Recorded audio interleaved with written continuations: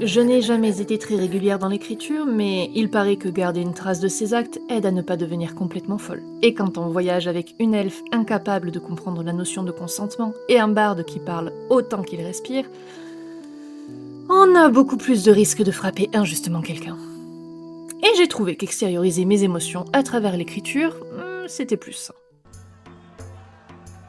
Tout a commencé dans un village quelconque, vraiment le genre d'endroit où rien ne se passe, jusqu'à ce que quelque chose se passe vraiment mal.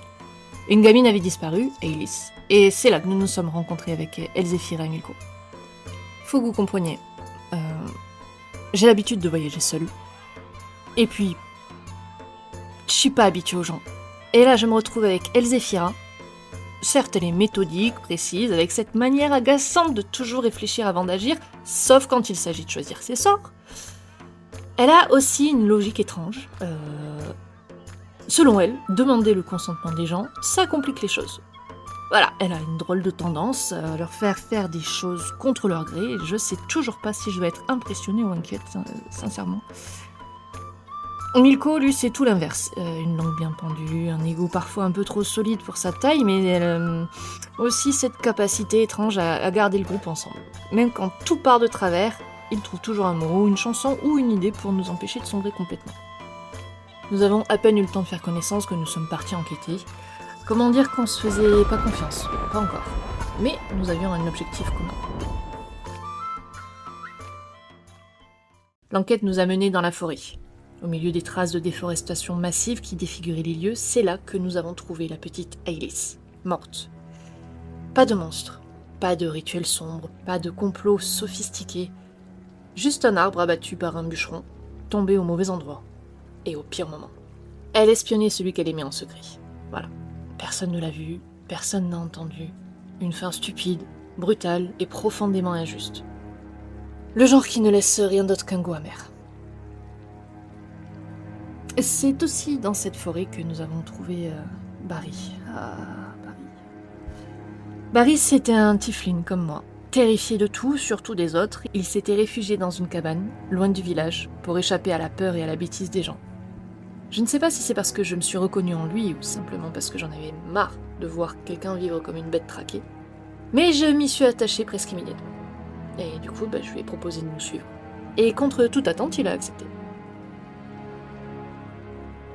Après avoir réglé cette affaire, un paladin nous a confié une autre mission, empêcher des monstres de sortir des ruines dans les montagnes, et discrètement, sans trop poser de questions non plus. Évidemment, nous avons accepté, parce que de 1, nous n'avions pas de meilleure option, et de 2, peut-être aussi parce que, sans vraiment nous l'avouer, nous commencions à fonctionner comme un groupe, tous les trois. Donc nous avons pris la route à 4, avec Barry, un fameux Barry que nous n'avons jamais oublié à aucun moment. C'est fou. Ce qui devait s'avérer un voyage tranquille jusque dans la montagne s'est rapidement transformé en cauchemar. La pluie s'est abattue sur nous sans relâche, un brouillard épais s'est levé et avec lui, une sensation étrange, presque oppressante, comme si quelque chose nous observait sans jamais se montrer clairement, pas du tout dérangeant. Puis ils sont arrivés, des créatures difformes, à mi-chemin entre l'homme et quelque chose de profondément corrompu. Ces trucs se sont jetés sur nous dans un chaos difficile à décrire autrement que comme viscéral. Il y a eu des cris, du sang et des coups portés à l'aveugle. Nous les avons vaincus, un vrai miracle parce qu'on était loin d'être 50 tous les 4. Et Elzéphira semble sérieusement débuter dans l'art du combat. Quant à Barry, est trop flippé pour être vraiment efficace lors d'une escarmouche. Mais nous en sommes sortis vivants, et c'est l'essentiel. Nous avons aussi trouvé un enfant caché dans les broussailles, tremblant, mais vivant, qui nous a amenés jusqu'à son village. Un endroit modeste, fatigué, mais encore debout, voilà. Et pour la première fois depuis longtemps, nous avons eu droit à quelque chose qui ressemblait vraiment à du repos. Franchement, c'était une auberge, de la chaleur, des visages humains.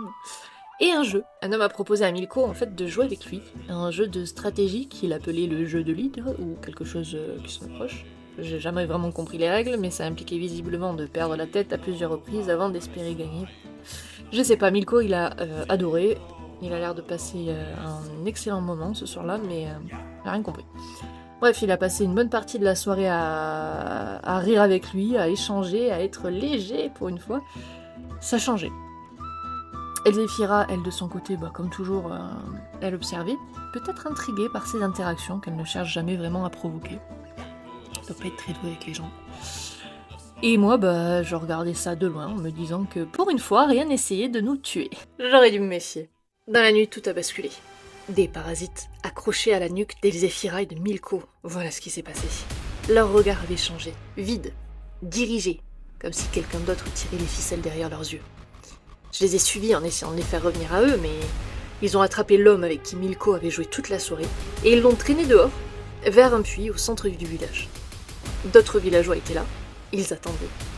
Et quand ils ont vu l'homme, ils l'ont attrapé et jeté par-dessus le puits. Alors là, j'ai arrêté de réfléchir. Je me suis jetée sur mes compagnons, j'ai arraché ces choses de leur nuque, senti leur chair résister, céder. C'était dégueulasse.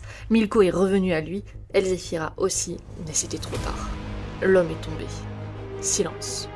Puis le choc. Puis, je sais pas si c'était de la bravoure ou de la stupidité, probablement un mélange des deux, mais j'ai sauté après lui, convaincu que je pouvais encore le sauver, savoir pourquoi.